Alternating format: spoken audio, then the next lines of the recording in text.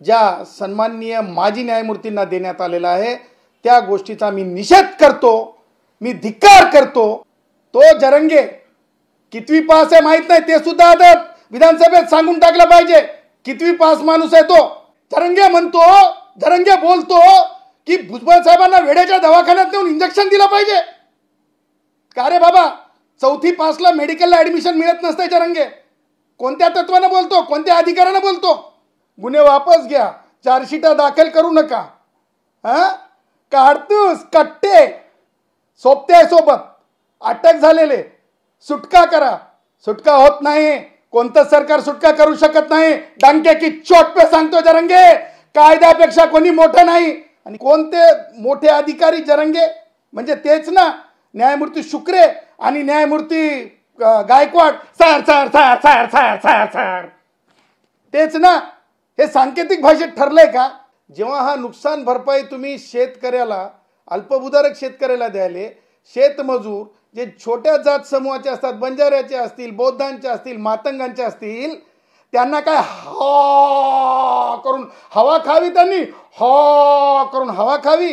या महाराष्ट्रामध्ये, देशामध्ये लोकशाही आहे, डेमोक्रेसी आहे आणि प्रत्येकाला ममत्व सोडून शासन करण्याचा अधिकार आहे।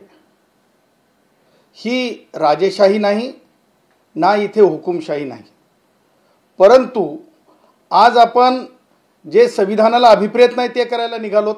सगळ्यात अगोदर मंत्रिपदाचा दर्जा ज्या सन्माननीय माजी न्यायमूर्तींना देण्यात आलेला आहे त्या गोष्टीचा मी निषेध करतो, मी धिक्कार करतो। असंविधानिक आहे म्हणून मी सामान्याचा आवाज म्हणून मी सरकारला सुनावतो की सरकार, आपण दोन गोष्टी लक्षात घेतल्या पाहिजे की माननीय उच्च न्यायालय आणि सर्वोच्च न्यायालयाच्या पांडे विरुद्ध भारत सरकार 2017 मध्ये निवाडा आलेला आहे।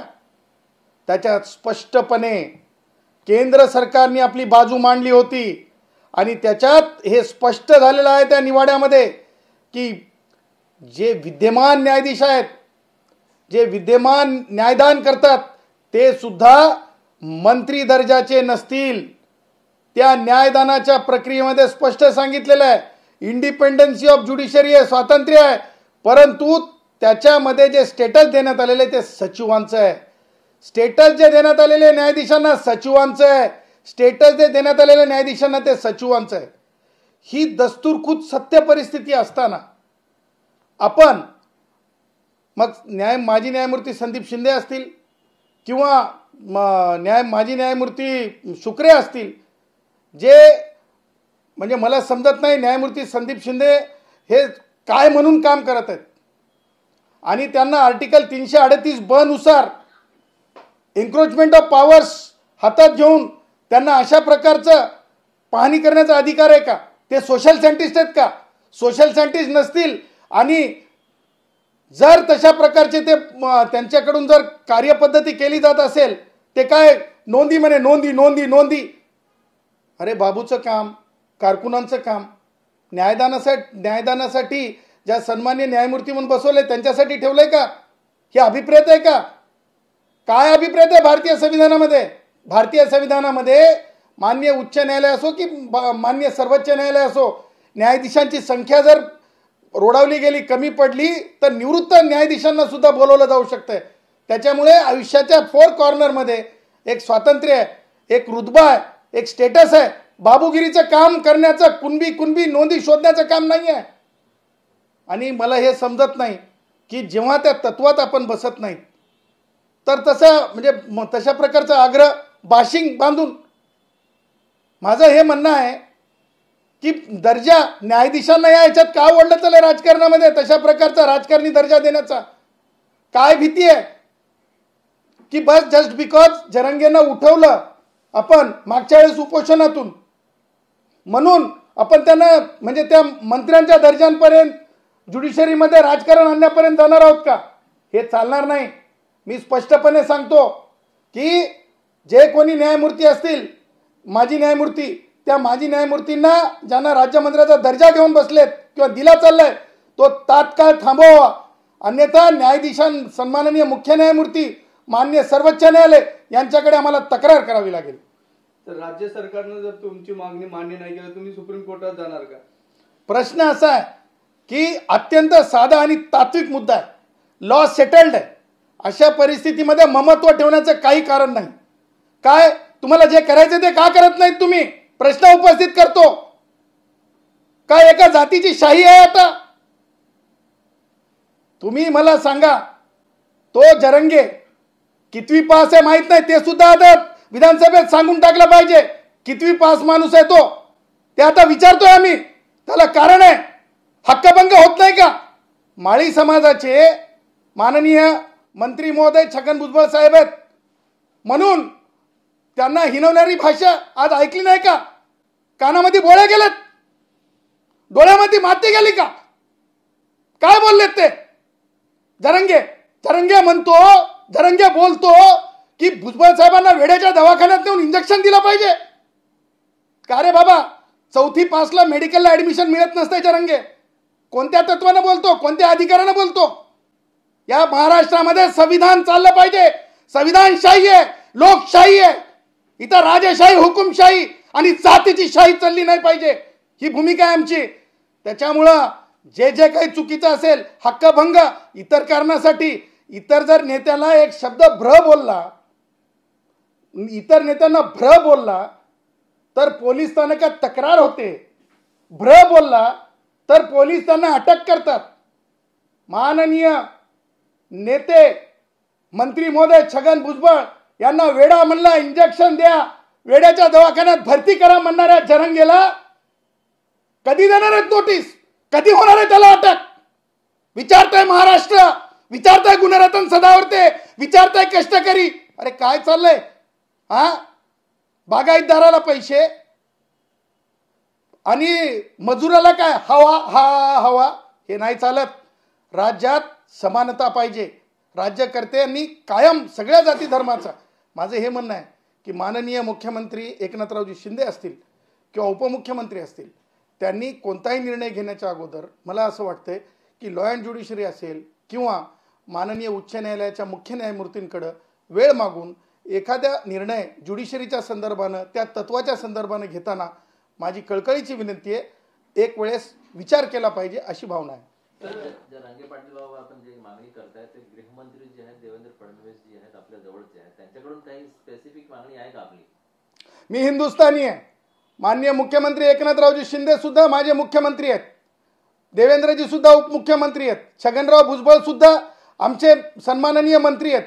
त्याच्यामुळे आम्ही हिंदुस्थानी, सरकार कुणाचं असतंय? जनतेचं असतंय.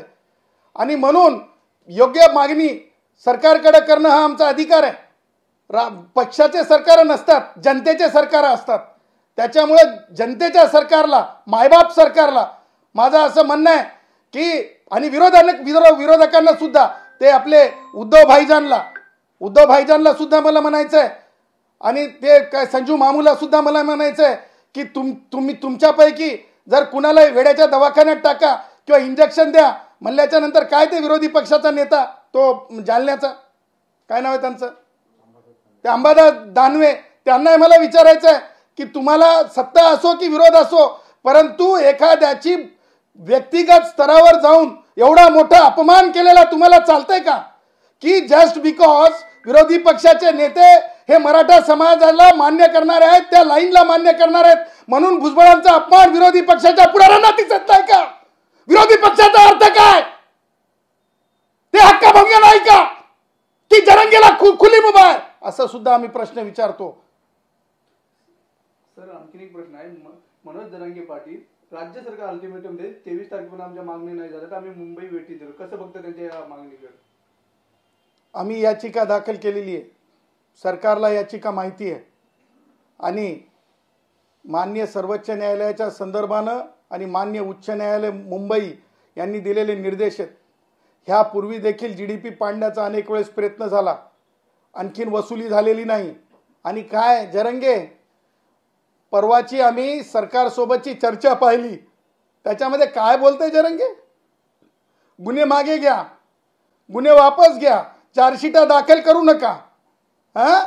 काढतूस कट्टे सोबते सोबत अटक झालेले सुटका करा, सुटका होत नाही, कोणतं सरकार सुटका करू शकत नाही. डंके की चोट पे सांगतो जरंगे, कायद्यापेक्षा कोणी मोठं नाही. आणि काय ती सांकेतिक भाषा होती जरंगेची, आपण पाहिलं असेल तर ते चिठ्ठीवर लिहिलेलं, कागदावर लिहिलेलं, असं गुपित चालत नाही. आणि कोणते मोठे अधिकारी जरंगे, म्हणजे तेच ना न्यायमूर्ती शुक्रे आणि न्यायमूर्ती गायकवाड, सर तेच ना. हे सांकेतिक भाषेत ठरलंय का? आयोगाच्या रिपोर्टच्या अगोदर ठरलंय का? मागास ठरण्याच्या अगोदर ठरलंय का? निजाम, आदिलशाह, औरंगजेब त्यांच्या कार्यकाळातल्या कोणतेही कारण नसलेल्या, पॅरामीटर्समध्ये न मानल्या जाणाऱ्या त्या सगळ्या नोंदी, त्याच्यावर नोटिफिकेशन तर मराठा भावांना मागास ठरत नसल्यामुळे काढताच येत नाही सरकारला. काउंटर चॅलेंज आहे, काढताच येत नाही.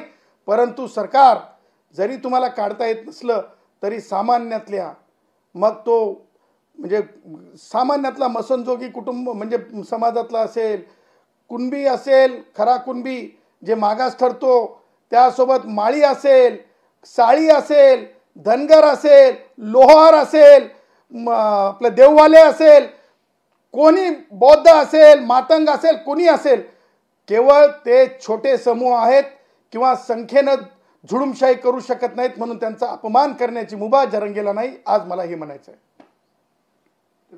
बागायतदारचा विचार, जरायत बागायतदारला आज राज्य सरकारने 13,000 मदत केली अवकाळी अतिवृष्टी, आणि बागायतदारला 27,000. कसं बघताय असं राज्य सरकारने निर्णय केला? मला हे समजत नाही की जे मागास नाही ठरले त्यांच्या बाबतीमध्ये म्हणजे मागासांना बजेट कमी आणि मराठा संस्थांना बजेट जास्त, मागासांना कर्ज कमी, मराठा बेरोजगारांसाठी काय 4,000 5,000 करोड रुपये काय ते मला आकडा नक्की माहीत नाही, परंतु तसं बजेट. आता आपण म्हणजे मागासांचा पिछड़ों का सोचोगे, आगड़ों का सोचोगे. एक दुसरी गोष्ट, बागायतदार जे आहेत, काय म्हणतात त्याला, केळी, ऊस, संत्र, त्यांच्यासाठी किती 27,000. आणि जे जिरायत शेतीवाले आहेत त्यांच्यासाठी 13,000. सरकार, मला तुम्हाला विचारायचं आहे, तुम्हाला विरोध नाही आहे, तुम्ही वेलफेअर स्टेट आहेत, भारतीय संविधानाचे आर्टिकल 38 खाली कबूल आहे, परंतु त्या गावामध्ये शेतमजूर राहत असते. ते शेतमजूर पिकाला लावतय, पिकाला पाडतय, पिकाला बांधतय, पाणी सोडतय, सगळं काम ते शेतमजूर करतय. जेव्हा हा नुकसान भरपाई तुम्ही शेतकऱ्याला, अल्पभूधारक शेतकऱ्याला द्यायले, शेतमजूर जे छोट्या जात समूहाचे असतात, बंजाऱ्याचे असतील, बौद्धांचे असतील, मातंगांचे असतील, त्यांना काय हा करून हवा खावी, त्यांनी हा करून हवा खावी.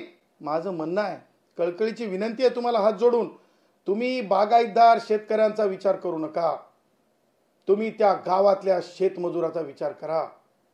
कारण त्या गावातल्या शेतमजूर जो आहे त्याच्या लेकराच्या पोटाला लगेच पीळ पडतो. त्या शेतमजुराचा विचार करा आणि उरलेला पैसा बागायतदार शेतकऱ्यासाठी विचार करा. अन्यथा सरकार, तुमची भूमिका ही सर्वमान्य असू शकत नाही. केवळ त्या शेतमजुराचा आवाज नाही म्हणून, केवळ त्या शेतमजुराकडे स्वतःची शेती नाही म्हणून, त्या शेतमजुराकडे धुरा नाही म्हणून, त्या शेतमजुराचा विचार केला पाहिजे. माझं असं म्हणणं आहे, सरकार, ही शेवटची संधी तुम्हाला. जर तुम्ही शेतमजुराचा विचार करणार नसाल तर मला हा विषय मोठा करावा लागेल. मला विषय मोठे करण्याच्या भानगडीत पडायचं नाही, परंतु फर्स्ट शेतमजूर and then only landlord farmers.